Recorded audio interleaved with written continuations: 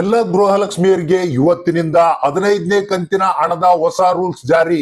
ಪ್ರತಿಯೊಬ್ರು ನೋಡ್ಲೇಬೇಕಾದಂತ ಮಾಹಿತಿ. ಹೌದು ಸ್ನೇಹಿತರೆ, ಈಗಾಗಲೇ 14ನೇ ಕಂತಿನ ಹಣ ಪಡೆದಂತವ್ರು ಏನಿದ್ದೀರಾ, ನೀವು 15ನೇ ಕಂತಿನ ಹಣಕ್ಕಾಗಿ ಕಾಯ್ತಾ ಇದ್ದೀರಾ.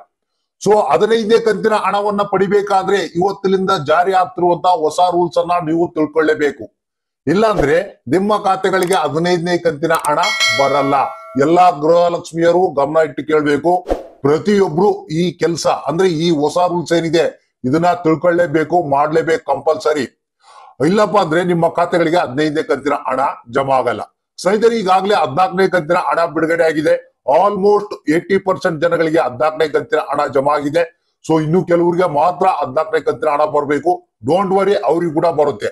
ಸೊ ಇಲ್ಲಿ ಏನಪ್ಪಾ ಅಂತಂದ್ರೆ, ರಾಜ್ಯ ಸರ್ಕಾರ ಇವತ್ತಿನಿಂದ ಹೊಸ ರೂಲ್ಸ್ ಅನ್ನ ಜಾರಿಗೆ ತರ್ತಾ ಇದೆ 15ನೇ ಕಂತಿನ ಹಣ ಬಿಡುಗಡೆಯಲ್ಲಿ.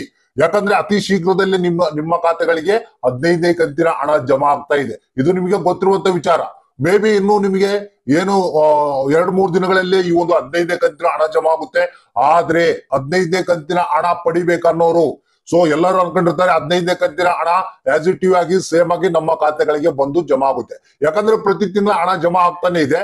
ಸೊ ಈ ತಿಂಗಳು ಅದೇ ರೀತಿಯಾಗಿ ಜಮಾ ಆಗುತ್ತೆ ಅಂತ ಅನ್ಕೊಂಡಿದ್ದಾರೆ. ಸೊ ಸ್ನೇಹಿತರೆ, ಇದನ್ನ ಗಮನ ಇಟ್ಟು ಕೇಳ್ಬೇಕು. ಈ ಬಾರಿ ಬಹಳಷ್ಟು ಮಂದಿಗೆ 15ನೇ ಕಂತಿನ ಹಣ ಬಂದಿಲ್ಲ ಅಂದ್ರೆ ಏನ್ ಮಾಡ್ತಾರೆ, ಅದಕ್ಕೆ ಇವತ್ತ ಜಾರಿಗೆ ಆಗ್ತಿರುವಂತ ಈ ಒಂದು ಹೊಸ ರೂಲ್ಸ್ ಅನ್ನ ತಿಳ್ಕೊಳ್ಳೇಬೇಕು. ಇದನ್ನ ಫಾಲೋ ಮಾಡ್ಲೇಬೇಕು. ಹಾಗಾದ್ರೆ ಬನ್ನಿ, ಇದ್ರ ಬಗ್ಗೆ ಹೆಚ್ಚಿನ ಒಂದು ಡೀಟೇಲ್ಸ್ ನ ತಿಳಿಸ್ಕೊಡ್ತಾ ಇದೀನಿ. ಏನಪ್ಪಾ ಅದು 15ನೇ ಕಂತಿನ ಹಣ ಬಿಡುಗಡೆಗೆ ಹೊಸ ರೂಲ್ಸ್ ಅನ್ನ ಜಾರಿಗೆ ತರ್ತಾ ಇದೆ ಅನ್ನೋದ್ರ ಬಗ್ಗೆ ಡೀಟೇಲ್ ಆದಂತ ಮಾಹಿತಿನ ತಿಳಿಯೋಣ. ಹೌದು ಸ್ನೇಹಿತರೆ, ಗೃಹಲಕ್ಷ್ಮಿ ಯೋಜನೆಯ 15ನೇ ಕಂತಿನ ಹಣ ಬಿಡುಗಡೆಗೆ ಇವತ್ತಿನಿಂದ ಹೊಸ ರೂಲ್ಸ್ ಜಾರಿಗೆ ಆಗಿದೆ. ಪ್ರತಿಯೊಬ್ರು ನೋಡ್ಲೇಬೇಕು. ಯಾಕಂದ್ರೆ ನಿಮ್ಗೆ ಹಣ ಬಂದಿಲ್ಲಪ್ಪ ಅಂತಂದ್ರೆ ಆಮೇಲೆ ಪಶ್ಚಾತ್ತಾಪ ಪಡ್ತೀರಾ. ಸೊ ಅದಕ್ಕಾಗಿ ಈ ಒಂದು 15ನೇ ಕಂತಿನ ಹಣದ ಹೊಸ ರೂಲ್ಸ್ ಅನ್ನ ನಿಮ್ಗೆ ನಾನು ತಿಳಿಸ್ಕೊಟ್ಬಿಡ್ತೀನಿ. ಹೌದು ಸ್ನೇಹಿತರೆ, ಪ್ರತಿಯೊಬ್ರು ನೋಡ್ಲೇಬೇಕಾದಂತ ಮಾಹಿತಿ. ಈಗಾಗಲೇ 14ನೇ ಕಂತಿನ ಹಣದವರೆಗೆ ಪ್ರತಿಯೊಬ್ರು ಹಣವನ್ನ ಪಡೆದಿದ್ದೀರಾ. ಪ್ರತಿ ತಿಂಗಳ ಹಣ ಬಂದಿದೆ. ಆದ್ರೆ ಈಗ 15ನೇ ಕಂತಿನ ಹಣದಲ್ಲಿ ಸ್ವಲ್ಪ ಚೇಂಜಸ್ ಅನ್ನ, ಬದಲಾವಣೆಯನ್ನ ಮಾಡಲಾಗಿದೆ. ಹೊಸ ರೂಲ್ಸ್ ಅನ್ನ ಜಾರಿಗೆ ತರಲಾಗಿದೆ. ಸ್ನೇಹಿತರೆ, ಇದು ಹೊಸ ರೂಲ್ಸ್ ಏನಪ್ಪಾ ಅನ್ನೋದನ್ನ ತಿಳಿಸ್ಕೊಟ್ಬಿಡ್ತೀನಿ. ಇಲ್ಲಿ ನಿಮಗೆ ಗೊತ್ತಿರಬಹುದು, ಮೊನ್ನೆ ಏನಿದೆ ಮುಖ್ಯಮಂತ್ರಿಗಳು ಬಹಳಷ್ಟು ರೇಷನ್ ಕಾರ್ಡ್ ಗಳನ್ನ ಕ್ಯಾನ್ಸಲ್ ಮಾಡಿರುವ ಬಗ್ಗೆ ಮಾಹಿತಿಯನ್ನ ಕೊಟ್ರು. ಕೆಲವೊಂದು ರೇಷನ್ ಕಾರ್ಡ್ ಗಳನ್ನ BPL ಇಂದ APL ಗೆ ಕನ್ವರ್ಟ್ ಮಾಡಿದ್ದಾರೆ. ಇದು ಹೊಸ ಅಪ್ಡೇಟ್, ನಿಮ್ಗೆ ಗೊತ್ತಿರುವಂತ ವಿಚಾರ. ಬಹಳಷ್ಟು ಮಂದಿ BPL ರೇಷನ್ ಕಾರ್ಡ್ಗಳು ಕ್ಯಾನ್ಸಲ್ ಆಗಿವೆ. ಅದಕ್ಕೆ ನೀವು ಏನ್ ಮಾಡ್ಬೇಕಪ್ಪ ಅಂತಂದ್ರೆ, ಇವತ್ತಿನಿಂದ ಜಾರಿಗೆ ಆಗ್ತಿರುವಂತ ಹೊಸ ರೂಲ್ಸ್ ಏನಪ್ಪಾ ಅಂತಂದ್ರೆ, ಇಲ್ಲಿ ಬಹಳಷ್ಟು ಮಂದಿ ರೇಷನ್ ಕಾರ್ಡ್ಗಳು ಕ್ಯಾನ್ಸಲ್ ಆಗಿವೆ, ಅವ್ರಿಗೆ ಗೃಹಲಕ್ಷ್ಮಿ ಯೋಜನೆಯ ಹಣ ಬರಲ್ಲ. ಮತ್ತೆ ಕೆಲವರು BPL ಇಂದ APL ಗೆ ಕನ್ವರ್ಟ್ ಆಗಿದೆ. ಸೊ ಅವ್ರಿಗೂ ಕೂಡ ಗೃಹಲಕ್ಷ್ಮಿ ಯೋಜನೆಯ ಹಣ ಬರಲ್ಲ. 15ನೇ ಕಂತಿನ ಹಣ ಇದೇ ಒಂದು ಕಾರಣಕ್ಕಾಗಿ ಬಹಳಷ್ಟು ಮಂದಿಗೆ ಬರಲ್ಲ. ಸೊ ಅದಕ್ಕಾಗಿ ನೀವು ಮಾಡ್ಬೇಕಾಗಿರುವಂತ ಒಂದೇ ಒಂದು ಕೆಲಸ ಏನಪ್ಪಾ ಅಂತಂದ್ರೆ, ಒಂದು ಸಲ ರೇಷನ್ ಕಾರ್ಡ್ ವೆಬ್ಸೈಟ್ ಗೆ ಹೋಗಿ ನಿಮ್ಮ ರೇಷನ್ ಕಾರ್ಡ್ ಸ್ಥಿತಿಯನ್ನ ತಿಳ್ಕೊಳ್ಳಿ.